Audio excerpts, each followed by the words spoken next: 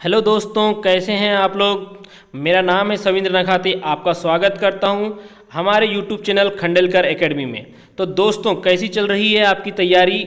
और जो भी तैयारी करो दोस्तों किसी भी एग्ज़ाम की, उसके लिए आज का जो मैं टॉपिक पढ़ाने वाला हूं वो है दोस्तों तरंग, ध्वनि तरंग। तरंग पढ़ा चुका हूं दोस्तों इसके पहले। अगर आपने अभी तक नहीं देखा है उस वीडियो को तो आप हमारे चैनल के प्लेलिस्ट में जाकर देख सकते हैं। तो दोस्तों ये जो मैं पढ़ा रहा हूँ ये फिजिक्स लेक्चर है दोस्तों, लूसेंट से पढ़ाया जा रहा है और ये 12वें नंबर का टॉपिक है दोस्तों, ध्वनि तरंग, जो एग्जाम के लिए बेहद ही ज़रूरी इंपॉर्टेंट टॉपिक है, जो आपको हमेशा, अगर आपने दोस्तों इस टॉपिक को अच्छे से अगर आपका क्लियर हो जाएगा तो आप समझ लो कि कोई भी एग्जाम हो जिसमें अगर ध्वनि से रिलेटेड, साउंड से रिलेटेड जो भी क्वेश्चन आएंगे वो आपसे आसानी से बन जाएंगे। मैं आपको बहुत ही बेहतरीन तरीके से और याद रखने के हिसाब से इंपॉर्टेंट पॉइंट बताते चलूँगा दोस्तों। आपको ध्यान देना है और समझते हुए चलना है। चलो दोस्तों स्टार्ट करते हैं आज का हमारा टॉपिक। दोस्तों जैसे कि टॉपिक का नाम है ध्वनि तरंग, तो दोस्तों तरंग मैंने बता चुका हूँ कि तरंग क्या होता है। दोस्तों तरंग एक प्रकार का विक्षोभ है जिसका काम क्या है, ऊर्जा के एक स्थान से दूसरे स्थान तक स्थानांतरण करना, जो मैंने इसके पहले वाले 11वें नंबर के टॉपिक में बता चुका हूँ। लेकिन दोस्तों यहाँ तरंग के अलावा एक और शब्द जुड़ा है, ध्वनि। तो हम समझते हैं ध्वनि क्या है। तो दोस्तों कि ध्वनि यहाँ होता क्या है, ध्वनि एक प्रकार की अनुदैर्ध्य तरंग है। ये आपको पता चल गया है क्योंकि मैं इसके पहले भी बता चुका हूँ कि तरंगों के टॉपिक में हमने पढ़े थे अनुपस्थ तरंगे, अनुदैर्ध्य तरंगे। अनुदैर्ध्य तरंगों में का एक एग्जाम्पल था ध्वनि, मैंने वहाँ आपको बताया था। तो मैं ये कह सकता हूँ कि ध्वनि क्या है दोस्तों, एक अनुदैर्ध्य तरंगे। समझ में आ चुका है। लेकिन इसकी उत्पत्ति कैसी हुई, ये कैसे आया, तो इसको समझते हैं दोस्तों। जो ध्वनि है, ध्वनि क्या है दोस्तों, इसकी उत्पत्ति वस्तुओं के कंपन होने से होती है। जब वस्तुओं का कंपन होगा, जब वस्तुओं का कोई दो वस्तुएं या आपस में वस्तुएं जो हो रही है उनका क्या होता है, वाइब्रेशन होता है, कंपन होता है। तो वहाँ से क्या होता है दोस्तों, इस प्रकार की वहाँ से ध्वनि का हमें सुनाई देता है, यानी उसके साउंड वहाँ से आता है। वस्तुओं के कंपन से जो शोर हो रहा है, जो आवाज़ आ रही है, उसी को हम क्या कहते हैं दोस्तों, ध्वनि कहते हैं। अब इसको समझो दोस्तों। लेकिन सब प्रकार का कंपन क्या ध्वनि हो सकता है क्या, सभी प्रकार का कंपन क्या ध्वनि हो सकता है क्या दोस्तों, नहीं, सभी प्रकार का नहीं हो सकता, कुछ ही प्रकार का होता है। जिन तरंगों की आवृत्ति, कहने का मतलब कौन सा ध्वनि का हो गया आपको, जिन तरंगों की आवृत्ति, जिन तरंगों की आवृत्ति 20 कंपन प्रति सेकंड, क्या 20 कंपन प्रति सेकंड से लेके 20,000 कंपन प्रति सेकंड के बीच होती है, हम उनको सुन सकते हैं, अनुभव कर सकते हैं अपने कानों को द्वारा, हम उसी को क्या कहते हैं दोस्तों, ध्वनि कहते हैं। समझ में आ चुका है दोस्तों। कहने का मतलब 20 कंपन प्रति सेकंड, मैंने बताया कि दो वस्तुओं के बीच कंपन होने वाला ध्वनि, और 20 कंपन प्रति सेकंड से लेके 20,000 कंपन प्रति सेकंड के बीच का जो होता है दोस्तों, और जिसको हम अनुभव कर सकते हैं, उसी को हम क्या कहते हैं दोस्तों, ध्वनि कहते हैं। समझ में आ चुका है। चलो दोस्तों, अब दिया ध्वनि तरंगों का आवृत्ति परिसर। क्या दिया दोस्तों, ध्वनि तरंगों का आवृत्ति परिसर क्या क्या है, या मैं ये कह सकता हूँ कि ध्वनि की जो परिसर दिया है, उनकी जो रेंज दिया है वो क्या क्या है। तो देखो पहला दिया है अवश्रव्य तरंगे, यानी इंफ्रासोनिक वेव। क्या होता है समझते हैं दोस्तों। अवश्रव्य तरंगे जो है, नाम से समझ में आ रहा है। देखो दोस्तों यहाँ जो अ लग गया है, पहले एक श्रव्य होगा, श्रव्य मतलब सुनने वाला, अश्रव्य मतलब जो नहीं सुन सकते। तो क्या नहीं हो सकता, इसका मतलब दोस्तों 20,000 सॉरी दोस्तों 20 हर्ट्ज के नीचे की आवृत्ति वाली ध्वनि तरंगों को हम क्या कहते हैं, अश्रव्य कहते हैं। समझ में आ चुका है। किसको, 20 हर्ट्ज से नीचे की आवृत्ति वाली ध्वनि तरंगों को हम क्या कह सकते हैं, अश्रव्य तरंग कह सकते हैं। इससे हमारा, इसमें क्या होता है दोस्तों, इससे अगर 20 से कम है, इस मतलब कि हम अपने कानों से सुन नहीं सकते। ठीक है। इस प्रकार की तरंगों को बहुत बड़े स्रोतों से उत्पन्न किया जा सकता है। इस प्रकार की तरंगों को बहुत बड़े आकार के स्रोतों से उत्पन्न किया जा सकता है। तो आपको क्या रखना है दोस्तों, हमेशा आता है अगर क्वेश्चन जैसे आया कि अश्रव्य तरंग की रेंज क्या है, परिसर क्या है उसका, वहाँ ऑप्शन आएंगे 20 हर्ट्ज, 20 से 2000, 20 से 20,000 या 20 से कम, या इस प्रकार का देगा। तो आपको क्या देखना है दोस्तों, 20 हर्ट्ज से नीचे जो है वही क्या कहलाएगा, अश्रव्य तरंग। समझ में आ चुका है। चलिए दोस्तों आगे अब हमारे पास दिया है श्रव्य तरंगे। श्रव्य तरंगे दिया है, इसका मतलब देखो यानी सुन सकते हैं। मैंने इसके पहले भी बता चुका था कि 20 हर्ट्ज से लेकर कहाँ तक, 20,000 हर्ट्ज के बीच की अगर रेंज है तो उसको हम क्या कहेंगे, कौन सी तरंगे कहेंगे, श्रव्य तरंगे, यानी जिनको हम सुन सकते हैं। इसके बीच अगर कोई है दोस्तों, इसके बीच कोई भी वस्तु का कंपन हो रहा है प्रति सेकेंड या जो भी कहो, अगर 20 से लेके 20,000 हर्ट्ज के बीच अगर कोई भी तरंगों का हो रहा है तो हम इसको क्या कहते हैं, श्रव्य तरंगे कहते हैं, और इसको हम आसानी से सुन सकते हैं। ठीक है दोस्तों। चलो, इसके बाद दोस्तों हमारे पास दिया है पराश्रव्य तरंगों के उपयोग। लेकिन पहले हम समझेंगे दोस्तों पराश्रव्य तरंगें क्या हैं, फिर हम उपयोग बताते हैं।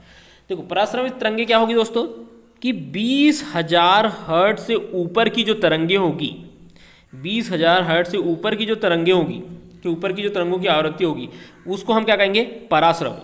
परा का मतलब ही होता है दोस्तों ज़्यादा, अश्रव्य का मतलब कम। तो किससे कम, 20 हर्ट्ज से कम मतलब अश्रव्य। परा का मतलब ज़्यादा, किससे ज़्यादा, 20,000 हर्ट्ज से ज़्यादा। और श्रव्य क्या है, जो सुन सकते हैं, 20 से लेके 20,000। तो क्लियर हो चुका है दोस्तों। अब ये देखो, एग्जामों में क्या है, इनकी परिभाषा नहीं पूछता दोस्तों, हमेशा इनकी एग्जाम में परिभाषा नहीं पूछता। आपको आएंगे ऑब्जेक्टिव क्वेश्चन, तो आपको ऑब्जेक्टिव के अकॉर्डिंग आपको याद रखना है।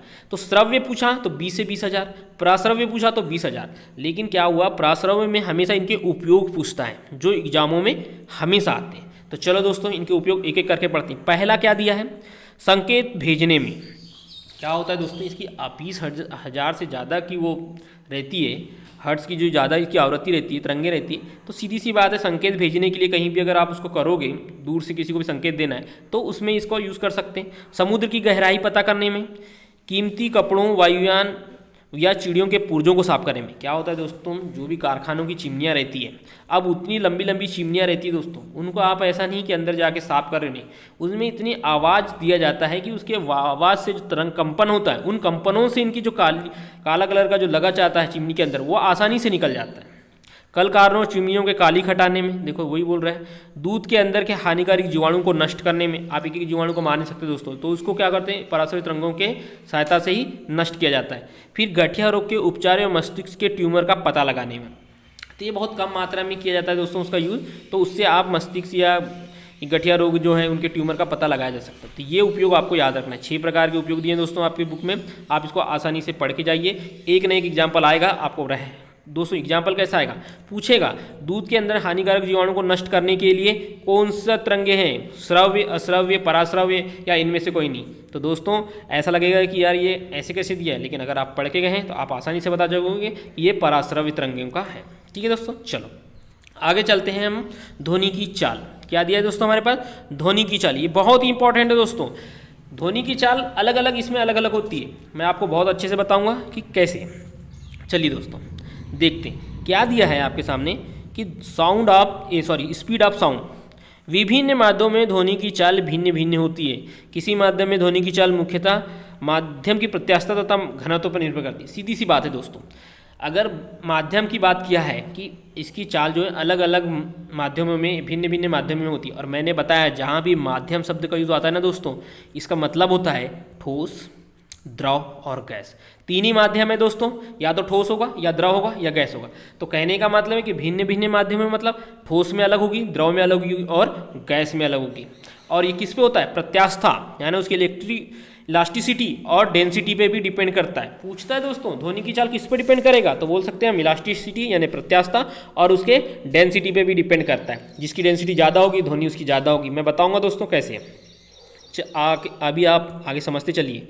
जैसे कि यहाँ बोला है ध्वनि की चाल सबसे अधिक ठोस में होती है, ध्वनि की चाल सबसे अधिक ठोस में होती है, उसके बाद द्रव और उसके बाद गैस में होती है। मैं आपको एक्सप्लेन करके बताता हूँ कि क्यों होती है ठोस में ज़्यादा। आप समझिए दोस्तों, ठोस में इसलिए ज़्यादा होती है कि ठोस के जो अणु रहते हैं, ठोस में जो अणु रहते हैं बहुत ही एकदम निकट में रहते हैं, एकदम पास पास रहते हैं। और आपने पढ़ा है अनुदैर्ध्य तरंगों में कि इनको, अनुदैर्ध्य तरंगों में पता है कि इन तरंगों को संचारण के लिए, यानी इनके जो कण हैं एकदम सटीक होना चाहिए, तो ज़्यादा संचारण होगा यानी ज़्यादा ध्वनि जाएगी। इसीलिए ठोस में क्या होता है दोस्तों, इनके कण इतने आपस में चिपके हुए होते हैं कि ध्वनि आसानी जा सकती है। लेकिन द्रव में क्या होते हैं, द्रव होता है लिक्विड फॉर्म में, उनमें क्या होगा, थोड़ा दूर दूर होंगे तो थोड़ा कम जाएगी ठोस के कंपेयर में। और गैस में क्या होता है, गैस के अणु तो बहुत दूर दूर होते हैं, ज़्यादा मात्रा में अधिकतर फैलते हैं। जितने ज़्यादा दूर दूर होंगे उतने ज़्यादा आपको क्या होगा दोस्तों, इसमें ध्वनि की आवाज़, ध्वनि की चाल क्या होगी, कम होगी।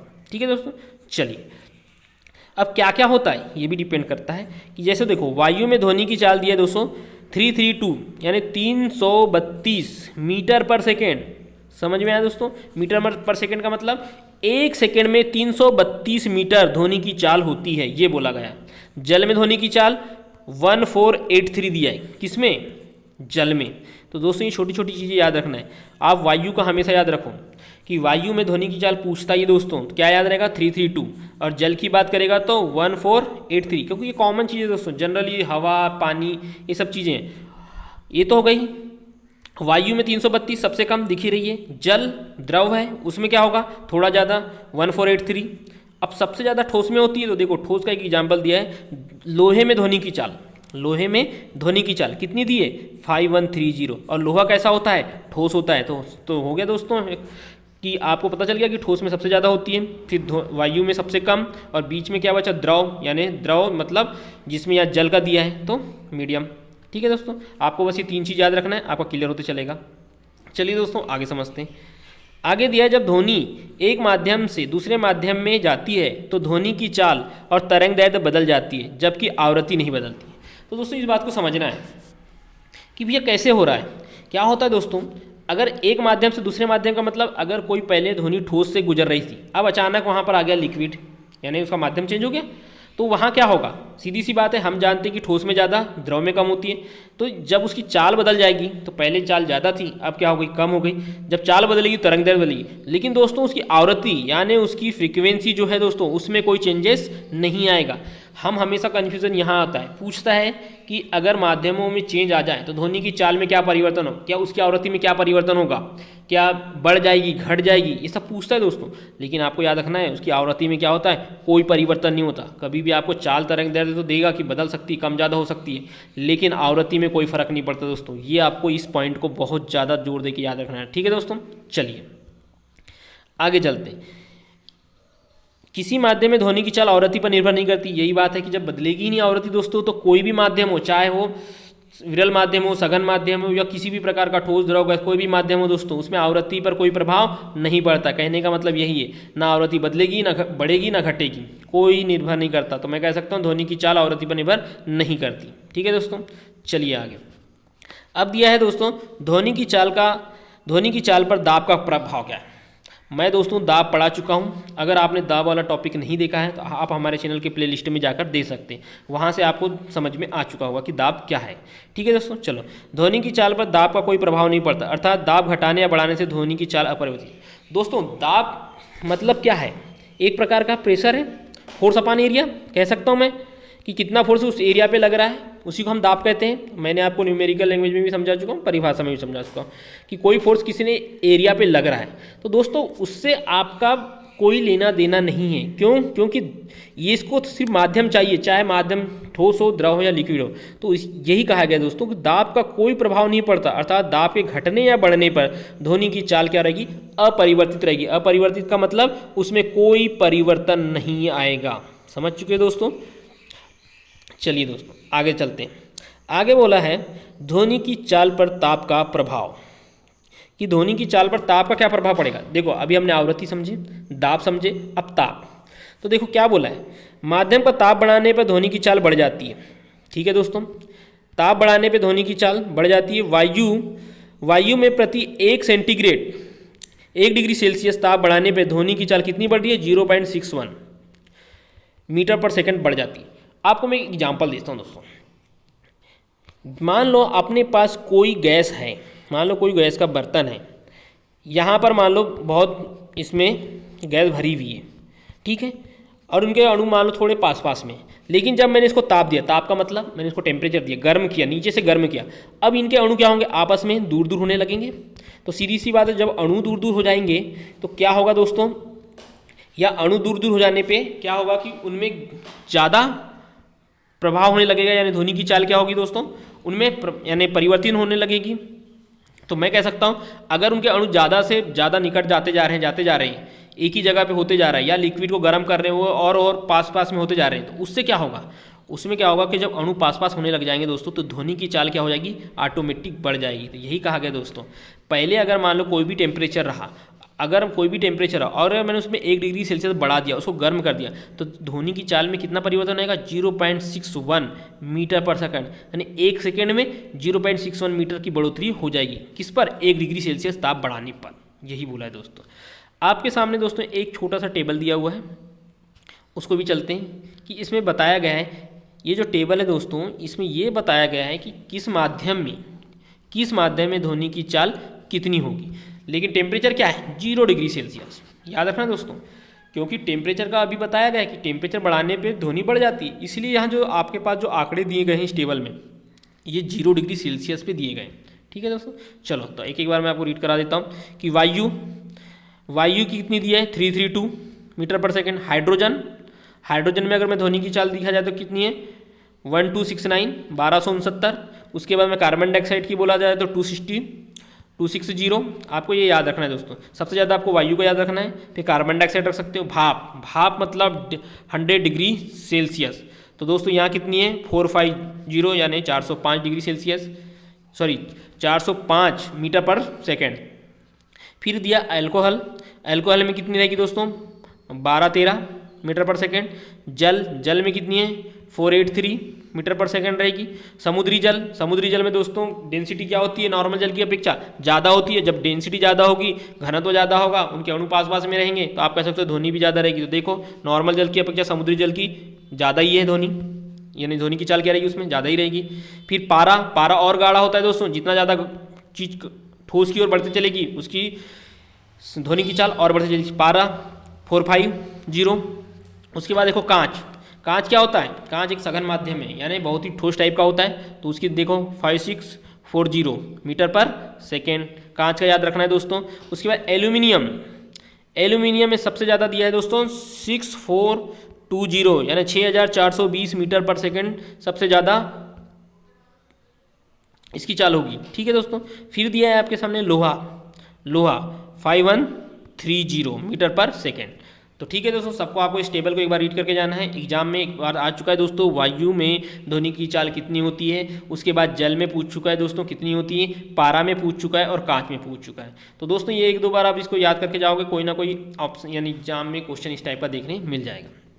ठीक है दोस्तों, चलो अब आगे दिया है दोस्तों हमारे पास ध्वनि की चाल पर आर्द्रता का प्रभाव।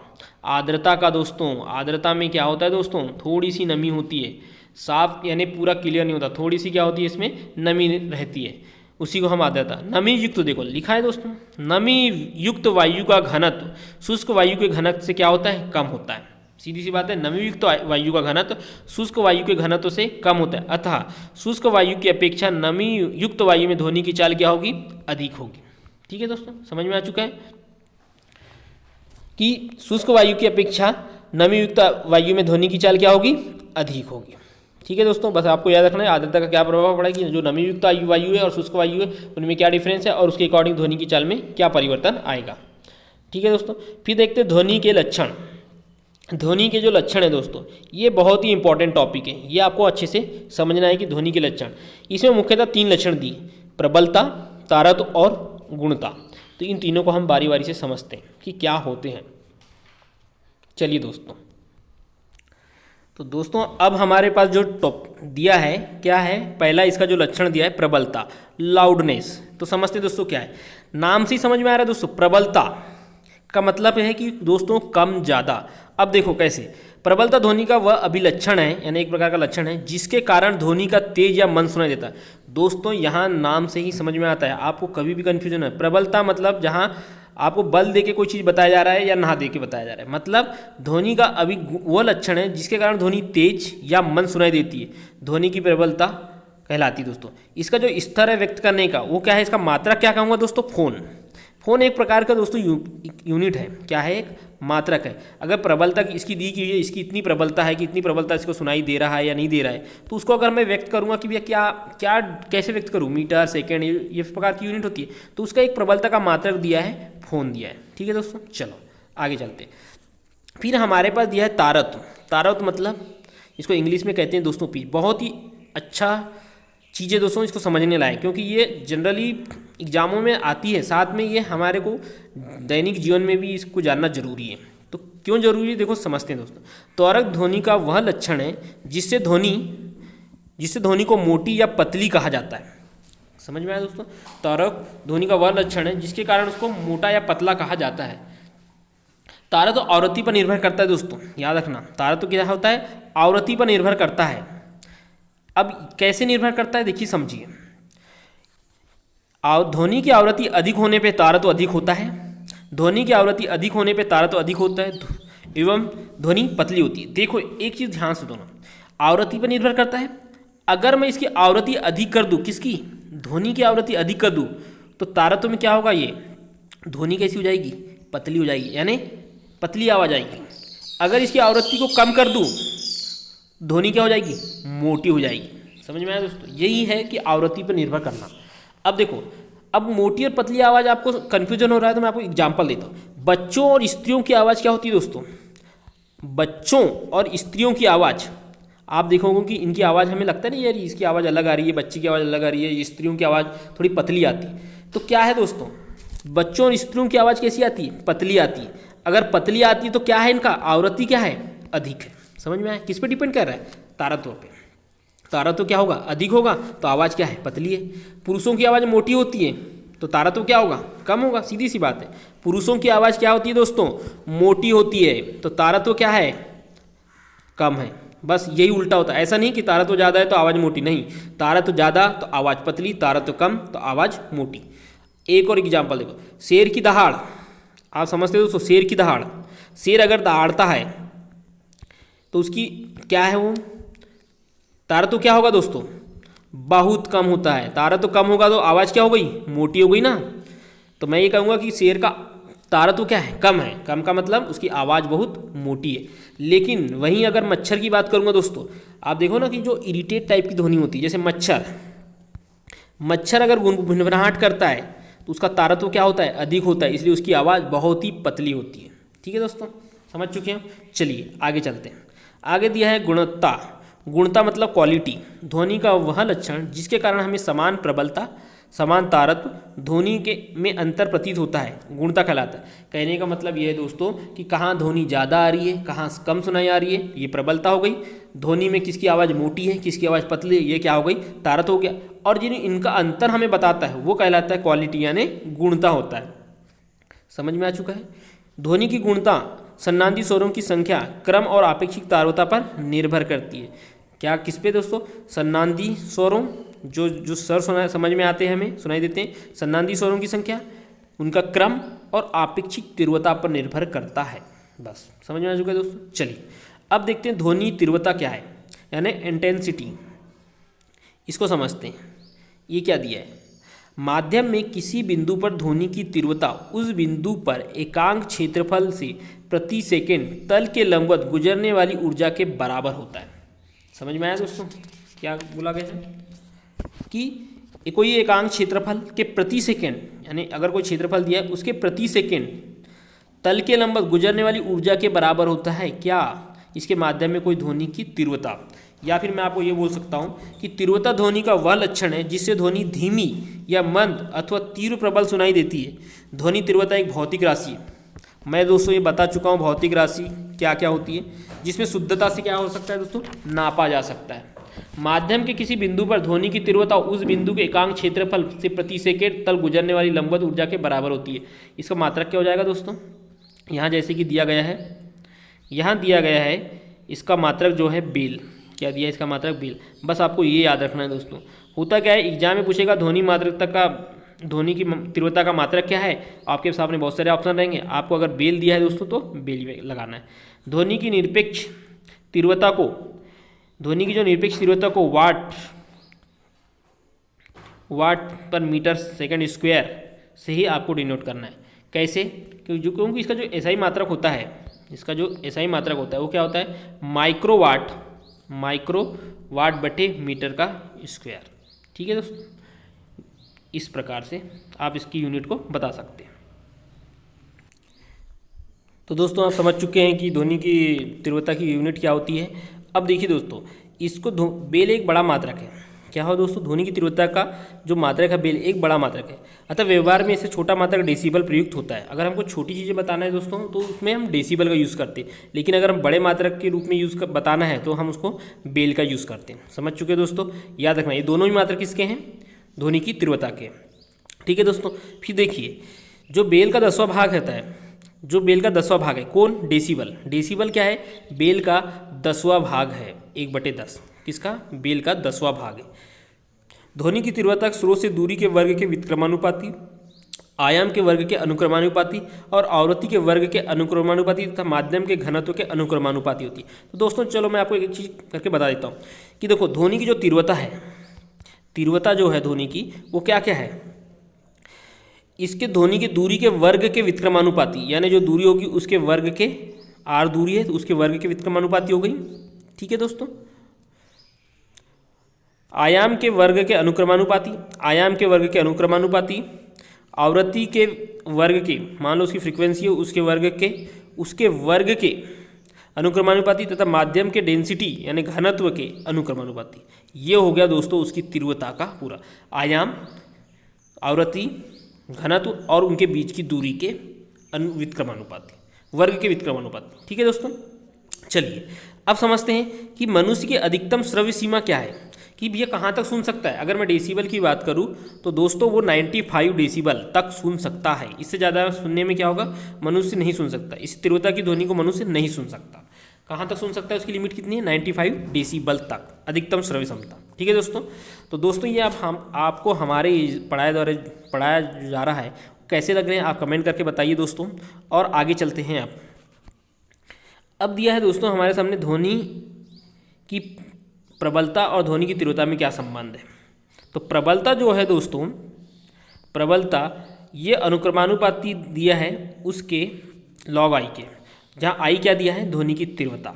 क्या दिया है, ध्वनि की तीव्रता। मैंने अभी अनुक्रमानुपाती सब बता चुका हूँ दोस्तों। उसी प्रकार से ये एक रिलेशन दिया गया है। प्रबलता और ध्वनि में अगर कभी रिलेशन पूछे या कभी न्यूमेरिकल पोर्शन क्वेश्चन आ जाए तो आप क्या बताओगे कि प्रबलता जो है वह अनुक्रमानुपाती है किसके, ध्वनि की तीव्रता के। ठीक है दोस्तों, चलो इनके अंतर के बारे में समझते हैं। प्रबलता और ध्वनि की तीव्रता मैंने बता चुका हूँ दोस्तों। प्रबलता क्या है, अब वह गुण है जिससे ध्वनि का तेज आधा सुनाई देता।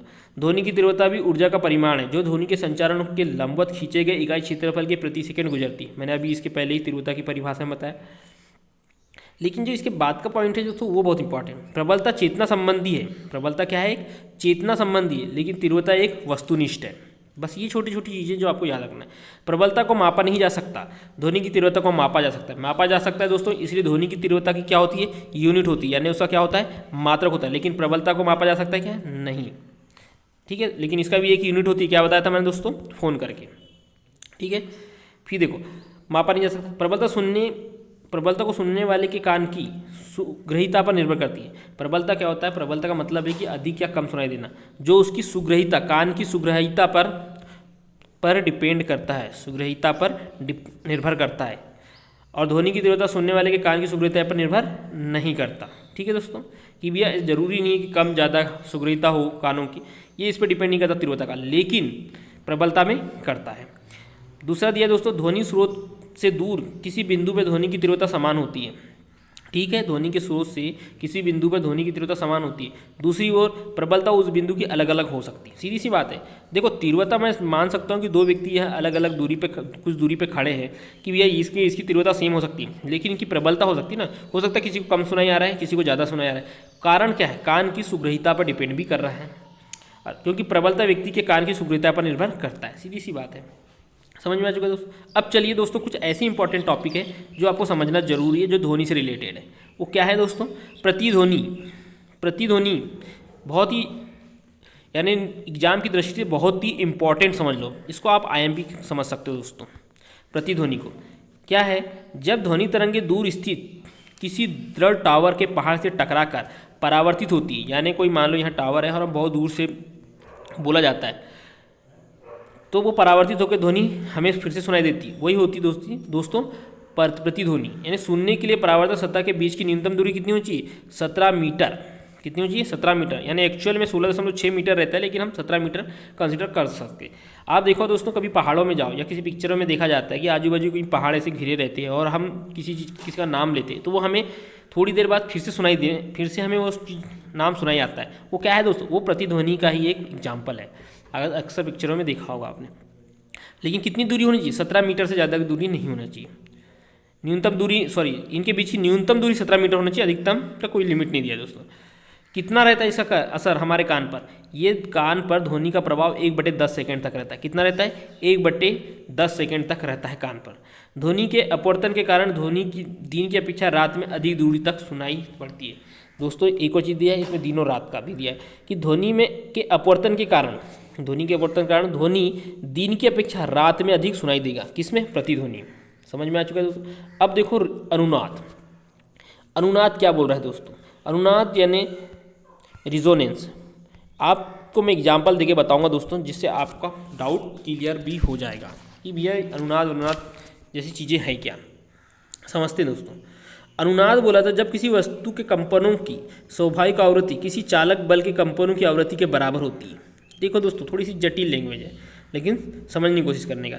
जब कोई वस्तु के कंपनों की, यानी वस्तु का कंपन हो रहा है मतलब ध्वनि हो रही है, उत्पन्न हो रही होगी, स्वाभाविक आवृत्ति किसी चालक बल के कंपनों की आवृत्ति क्या होती है? बराबर होती है, तो वह वस्तु बहुत अधिक आयाम से कंपन करने लगती है और इस घटना को हम क्या कहते हैं? अनुनाद कहते हैं। इस घटना को हम क्या कहते हैं दोस्तों? अनुनाद कहते हैं। इसका एक एग्जाम्पल मैं बताता हूँ। क्या होता है दोस्तों, सन 1939 में संयुक्त राज्य अमेरिका का टैकोमा पुल यांत्रिक अनुनाद के कारण ही क्षतिग्रस्त हो गया था। क्या होता है दोस्तों, जब अगर कोई चीज़ एक ही चीज़ पर बार बार अगर वो करते जा रहा है, कंपन होते जा रहा है, तो उसकी स्वाभाविक आवृत्ति किसी चालक बल के कंपनों की आवृत्ति के बराबर हो जाती है। तो उससे क्या होता है, वो बहुत अधिक आयाम से कंपन करने लगता है। तो वो क्या होता है, जैसे कोई पुल हो, जैसे सन 1939 में संयुक्त राज्य अमेरिका का टैकोमा का जो पुल था, वो यांत्रिक अनुनाद के कारण ही क्या हो गया था? क्षतिग्रस्त हो गया था, यानी कमज़ोर हो चुका था, यानी टूट गया था। ठीक है दोस्तों, यह है अनुनाद का। अब पढ़ते हैं ध्वनि का व्यतिकरण। ध्वनि का व्यतिकरण क्या है दोस्तों? Interference of sound. जब समान आवृत्ति या आयाम की दो ध्वनि तरंगें एक साथ किसी बिंदु पर पहुंचती है तो इस बिंदु पर ध्वनि ऊर्जा पुनः वितरण हो जाता है। इस घटना को ध्वनि का व्यतिकरण कहते हैं। फिर से समझिए दोस्तों, क्या बोला है कि जब समान आवृत्ति या आयाम की, समान आवृत्ति मतलब उनकी अगर फ्रीक्वेंसी समान है और आयाम बोले तो एम्पलीट्यूड भी उनका समान है, जब दो ध्वनि तरंगें एक साथ किसी बिंदु पे पहुंचती, मान लो ये इधर से भी आ रही है और इधर से भी आ रही है, तो पुनः वितरण हो जाता है ध्वनि ऊर्जा का, बिंदु पर ध्वनि ऊर्जा का पुनः वितरण हो जाता है और ध्वनि का इस पुनः वितरण हो जाता है। और क्या हो जाता है, यही क्या कहलाता है, यही घटना क्या कहलाती है? ध्वनि का व्यतिकरण कहलाती है। जैसे कि यहाँ बताया गया है, जैसे कि यहाँ बताया गया दोस्तों कि ध्वनि का व्यतिकरण में क्या होता है, ये पुनः वितरण हो गया, ध्वनि का व्यतिकरण हो गया। यदि दोनों तरंगे उसी बिंदु की एक ही कला में पहुँचती है, एक ही कला में पहुँची, तो वहाँ ध्वनि की तीव्रता अधिकतम होती है। इसे संपोषी व्यतिकरण कहते हैं। अगर ध्वनि की तीव्रता क्या हो गई दोस्तों, अधिक हो गई, तो वो क्या होगा, संपोषी व्यतिकरण कहलाएगा। और दोनों तरंगों के कला पहुंचती है और वहाँ तीव्रता न्यूनतम हो जाती है। अगर वहाँ तीव्रता क्या हो गई, कम हो गई, यहाँ तीव्रता क्या थी, ज़्यादा थी, तो संपोषी हो गया, और वहाँ कम हो गई तो क्या कहलाएगा दोस्तों, ये कहलाएगा विनाशी। क्या कहलाएगा, विनाशी व्यतिकरण। तो आप समझ चुके होंगे ध्वनि के व्यतिकरण दो प्रकार के होते हैं, संपोषी और विनाशी। यानी उनकी ध्वनि की तीव्रता अधिकतम होती है तो संपोषी और ध्वनि की तीव्रता कम होती है तो विनाशी। अब दोस्तों ध्वनि का विवर्तन, कि विवर्तन क्या बोल रहा है, ध्वनि का तरंग दैर्ध्य 1 मीटर की कोटि तक होता है। 1 मीटर की कोटि तक होता है। जब इस कोटि का कोई अवरोध ध्वनि के मार्ग में आता है तो ध्वनि के अवरोध के किनारे से मुड़कर आगे बढ़ती है। इस घटना को क्या कहते हैं, विवर्तन कहते हैं। जैसा नाम है दोस्तों वैसी है। इसका जो विवर्तन होता है कहाँ तक होता है, 1 मीटर की कोटि तक होता है दोस्तों। लेकिन अगर ध्वनि के बीच में कोई अवरोध आ गया तो क्या होगा, ध्वनि मुड़ के आ जाती है। आपने देखा होगा कभी इस दीवार, कोई पतली सी दीवार रहती है, हम इस साइड पे बोलते हैं फिर भी हमें सुनाई आ जाता है। मान लो इसके आजू बाजू कहीं खाला हो, तो इस खाली जगह हो, हम इस दीवार के आजू बाजू, तो ऐसा तो नहीं कि दीवार है तो ध्वनि नहीं सुनाई नहीं आएगी, नहीं दोस्तों, वो मुड़कर आगे बढ़ जाती है। यही क्या कहलाता है, ध्वनि का विवर्तन कहलाता है। मैंने बताया था ना दोस्तों, ये डेली जीवन में यूज़ होने वाली चीज़ें हैं जो ध्वनि में हम पढ़ते हैं। आज तक अगर आपने नहीं समझा था इस चीज़ को तो समझ में लीजिए दोस्तों। क्या होता है कि डेफिनेशन से अलग समझ में आता है, लेकिन अगर मैं जैसे एग्जांपल बताया भी आपको कि दीवार के इस साइड में फिर भी हमें सुनाई देता है, किस कारण है, ध्वनि का विवर्तन है। ठीक है दोस्तों, फिर समझते हैं दोस्तों डॉपलर प्रभाव, बहुत ही इंपॉर्टेंट है, इसको अच्छे से समझते हैं। क्या बोला गया है, जब किसी ध्वनि स्रोत एवं श्रोता के बीच की आपेक्षिक गति होती है तो श्रोता की ध्वनि की आवृत्ति उसकी वास्तविक आवृत्ति से अलग सुनाई पड़ती, इसे ही डॉपलर प्रभाव कहते हैं। क्या बोला है दोस्तों कि जब किसी ध्वनि स्रोत एवं श्रोता के बीच की आपेक्षिक गति होती है, यानी वो आगे पीछे हो रहे हो दोनों के बीच, तो श्रोता की ध्वनि की आवृत्ति उसकी वास्तविक आवृत्ति से अलग सुनाई होती है। इसे ही हम डॉपलर प्रभाव कहते हैं। इसका मैं आपको एग्जाम्पल से समझाता हूँ दोस्तों। है क्या होता है दोस्तों कि जब आपेक्षिक गति है, मान लो आपेक्षिक गति के कारण स्रोत और श्रोता के बीच की दूरी घट रही हो, स्रोत और श्रोता यानी जो बोल रहा है और जो सुन रहा है उनके बीच की आपेक्षिक दूरी यदि घट रही होती है, तब आवृत्ति क्या होती है, बड़ी हुई समझ में आती है, यानी ध्वनि की आवृत्ति बड़ी हुई समझ में आती है। आप कह सकते हो दोस्तों, यदि कोई दो व्यक्ति पास में आ रहे हो यानी उनके बीच की दूरी घट रही है तो उनको एक दूसरे से ज़्यादा सुनाई देगा, और उनके बीच की दूरी अगर बढ़ रही हो तो सीधी सी बात है आवृत्ति भी क्या होगा, घटती हुई समझ में आएगा। यानी अगर एक व्यक्ति दोनों पहले कुछ दूरी पे खड़े थे, फिर दोनों दूर जाते जा रहे हैं एक दूसरे से, तो सीधी सी बात है आवृत्ति कम होती चली जाएगी। समझ में आ गया दोस्तों। चलिए दोस्तों आगे चलते हैं। अब क्या दिया है, मैक संख्या। क्या बोला है, किसी माध्यम में किसी पिंड के चाल तथा उसी माध्यम में ताप एवं दाब की उन्हीं परिस्थितियों में ध्वनि की चाल के अनुपात को उस वस्तु के माध्यम से मैक संख्या कहते हैं। तो दोस्तों मैक संख्या है क्या, आप बस समझिए कि मैक संख्या जो है दोस्तों, इसको एक आप उसको फार्मूले से समझिए। मैक संख्या बराबर क्या हो जाता है कि किसी माध्यम में पिंड की चाल बटे उसी माध्यम में ध्वनि की चाल। मैक संख्या क्या होता है, हम ध्वनि की चाल से कंपेयर करेंगे, कोई भी माध्यम हो, चाहे ठोस ले लो, द्रव ले लो, गैस ले लो, उस माध्यम में जो भी ध्वनि की चाल होगी और उस माध्यम में कोई और वस्तु है उसकी चाल का अनुपात जो होगा वही क्या कहलाता है, मैक संख्या कहलाता है। मैक संख्या एक से अधिक होने पर, आपको एक चीज़ बता देता हूँ दोस्तों, मैक संख्या एक से अधिक है, एक से अधिक अगर मैक संख्या है तो पिंड की चाल को हम पराध्वनिक कहते हैं, यानी सुपरसोनिक कहते हैं दोस्तों। और अगर 5 से अधिक है तो पिंड की चाल को अति पराध्वनिक, हाइपरसोनिक भी कहा जाता है। मैक संख्या का मान अगर 2 है तो पिंड की चाल ध्वनि की चाल का 2 गुना होगा। ये छोटे छोटे एग्जाम्पल है दोस्तों जो आपको काम में आएंगे। जैसे वायुयान की चाल को मैक संख्या से नापा जाता है। समझ में आ चुका होगा दोस्तों कि ध्वनि की चाल का क्या प्रभाव, कहाँ तक उसका असर है। अगर वायुयान की हमें चाल नापना है तो किससे मापेंगे, मैक संख्या से। और मैक संख्या क्या होता है, किसी पिंड की माध्यम में चाल बटे उसी माध्यम में ध्वनि की चाल। समझ में आ चुका है दोस्तों।